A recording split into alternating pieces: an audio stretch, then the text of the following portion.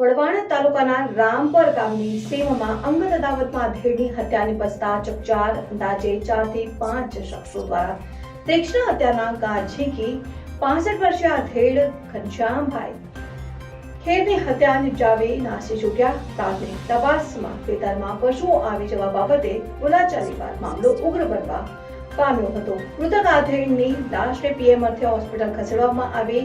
જોરાવરનગર પોલીસે હોસ્પિટલ તેમજ ઘટના સ્થળે પહોંચી વધુ તપાસ હાથ ધરી છે. જોતા રહો ભારત ટાઈમ્સ ન્યૂઝ. મૃતક આધેડની લાશને પીએમ અર્થે હોસ્પિટલ ખસેડવામાં આવી છે. જોરાવરનગર પોલીસે હોસ્પિટલ તેમજ ઘટના સ્થળે પહોંચી વધુ તપાસ હાથ ધરી છે. જોતા રહો ભારત ટાઈમ્સ ન્યૂઝ. આજ રોજ સુરેન્દ્રનગર જિલ્લાના જોરાવર પોલીસ સ્ટેશન વિસ્તારની હદમાં આવેલા રામપુર ગામમાં જે રામપુરથી નવાણિયા જવાનો જે માર્ગ આવેલો છે, આ માર્ગમાં એક સીમમાં વાડીમાં ઘનશ્યામભાઈ દલાભાઈ ખેર નામના એક વ્યક્તિ કામ કરી રહ્યા હતા.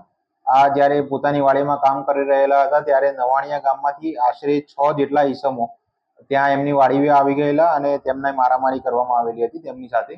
અને ત્યારબાદ જે મારામારી થયેલી હતી તે બાદ તરત જ જે ઘનશ્યામભાઈ દલાભાઈ ખેર છે તે બેભાન થઈ ગયેલા હતા. ત્યાંથી તેમને સવા હોસ્પિટલ જોરાવરનગર ખાતે ખસેડવામાં આવેલા હતા. ત્યાં ડૉક્ટરશ્રી દ્વારા તેમને મરણ જાહેર કરવામાં આવેલા હતા. ત્યારબાદ જોરાવરનગર પોલીસ સ્ટેશનના પીઆઈ શ્રી અને સ્ટાફ ત્યાં તાત્કાલિક પહોંચી ગયેલા હતા અને જે પણ મરણ જનાર છે તેમનું ઇન્ક્વેસ્ટ પંચનામું કરવામાં આવેલું હતું. આ ઇન્ક્વેસ્ટ પંચનામા દરમિયાન તેમની શરીર ઉપર કોઈ પણ ઈજાના નિશાન જોવા મળેલ ન હતા. તેથી પેનલ ડૉક્ટર દ્વારા પોસ્ટમોર્ટમ કરવાનું નક્કી કરવામાં આવેલું હતું.